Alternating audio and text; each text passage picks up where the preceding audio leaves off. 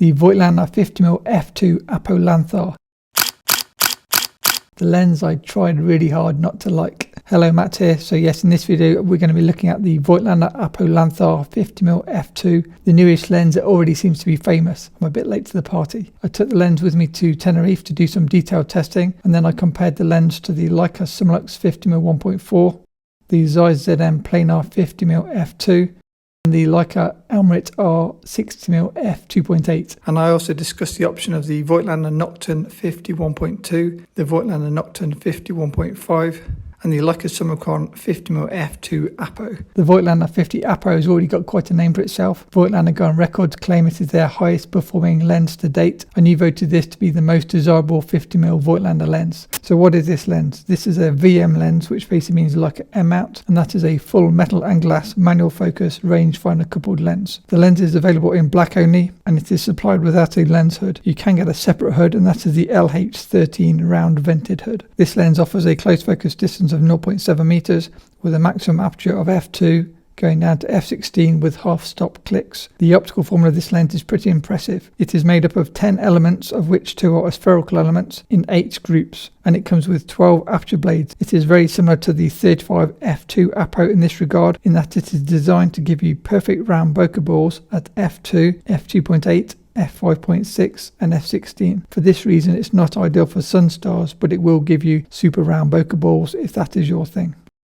This lens comes with a 49mm front filter thread, and it weighs in at 288 grams or 10.1 ounces. In terms of price, if you're in the US, you can buy this lens for $999 on Amazon.com. And then for those of you in the UK, you can buy it from Robert White for £899 less 5% discount. Now what you're probably more interested in is test photos. So let's have a look at some photos I shot in Tenerife. All photos you see here are shot with the full frame mirrorless Leica SL camera. My trusty Leica CL is currently in Germany being repaired, so that's why that's out of action. So firstly, colours. As with the 35 f2 APO, the colours from this lens are excellent. They are saturated and true to life, and I have no complaints. In terms of detail and resolution, the sharpness, even wide open f2, is pretty impressive. I didn't really ever see the need to stop down, and even if you focus the lens closer than it's designed to, I shot this on a close focus adapter on the SL, and I think this is maybe f2.8, f4, but the sharpness is still absolutely amazing. I'll come on to sharpness again in a second, so stay with me. In terms of flare, all photos in this video are shot without a lens hood. When I got back, I did some more controlled testing and shooting the lens directly at the sun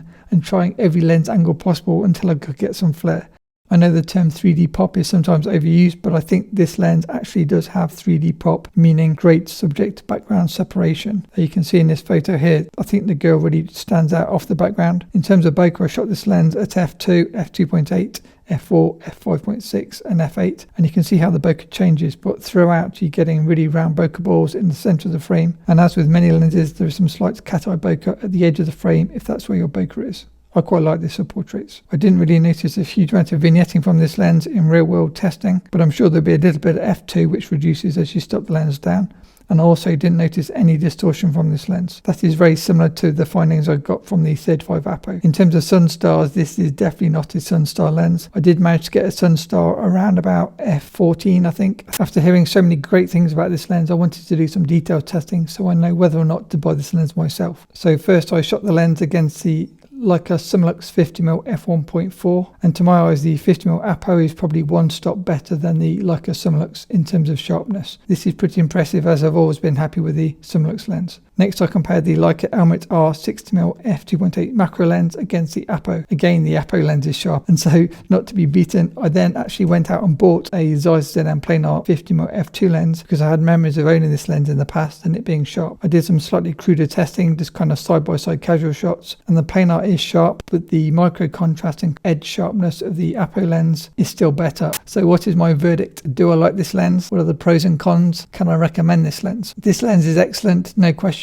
Pros: resolution is fantastic. Weight is very good. Considering the size of this lens, it isn't overly heavy, which I like. Cons: this lens is bigger than I'd like. I'd prefer something smaller if I'm using it on an M camera. And being a portrait shooter, a 50 f2 lens is never going to be overly exciting in terms of shallow depth of field and kind of bokeh. But with that said, this lens is so well corrected and just so amazing in terms of resolution. It's almost too good that every photographer shouldn't own one to have as a tool in your camera bag. It's just brilliant. Even when I did that macro shot of those lenses, or macro-ish close-up photo, and it wasn't even stopped down. It's absolutely crazy. Hit the like button if you love this lens as much as me, or let me know in the comments if you prefer something different. If you're someone that buys a Leica camera, say an M10R, something like that, a high resolution sensor camera to get maximum resolution, then no question buy this lens, because it's a lot cheaper than the Leica APO lenses, and it gives you near enough 95% of the optical resolution. I saw a video that Steve Huff did, and he compared the 50 APO Leica to this 50 APO Voigtlander, and if you see that video and see his conclusions, the test photos, there's no way you could tell the difference between the Leica APO and the Voigtlander APO. And with that said, let me just give you a few alternatives. So the first alternative, you could get the Leica APO 50mm f2. This is another modern lens, but the difference in price is this costs £6,500 or $9,000. Now, considering this lens is being shown to perform the same as the Voigtlander APO, it's quite a big price difference. However, if both lenses were the same price,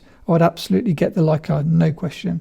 Why? Because number one, it's smaller and it's kind of better, like M size. It just fits a much nicer size for an M camera, and it comes with a built-in lens hood. Option 2, you could get the older Leica Summicron 50mm f2, say the version 5 that I used to own. These are previous generation lenses, so you're not going to get the resolution from a old Summicron versus a APO lens. That said, the original Summicron is a small lens and it is much cheaper than the APO version. Next, you could get the Leica Summilux 50mm f1.4 spherical. I know it's a 1.4 lens, but if you want a sharp 50, this lens is always one of a few lenses which I think people look at. It's just known to be one of the best 50mm lenses. In terms of portraits, the Summilux will win hands down, but in terms of optical performance, the Voigtlander APO Lanthar absolutely smashes it, especially from f2 onwards, because at f2 you get really kind of nasty, jaggedy bokeh from Summilux, where you get smooth bokeh balls from the Voigtlander.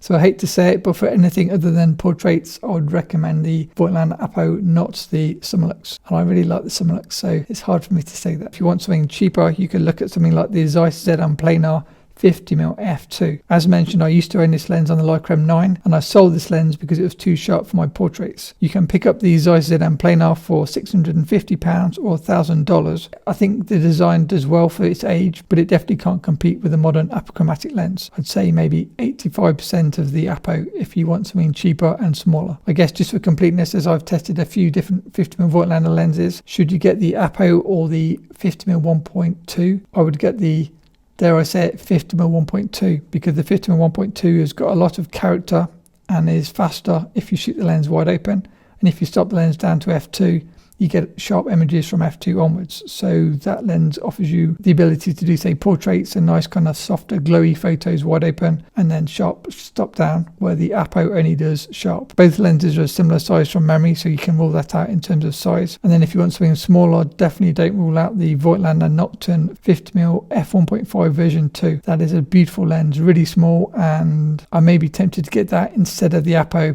just because stop down a little bit, this lens is really sharp, but it's just so well balanced on a Leica M camera. So yeah, I'm still deciding which of these I may end up getting myself. And with that said, a massive thank you to Flaghead Photographic, who kindly sent me this lens to test, and as always, a massive thanks to my patrons. We are still doing 2 Zoom calls per month. Join us, I'll see you there.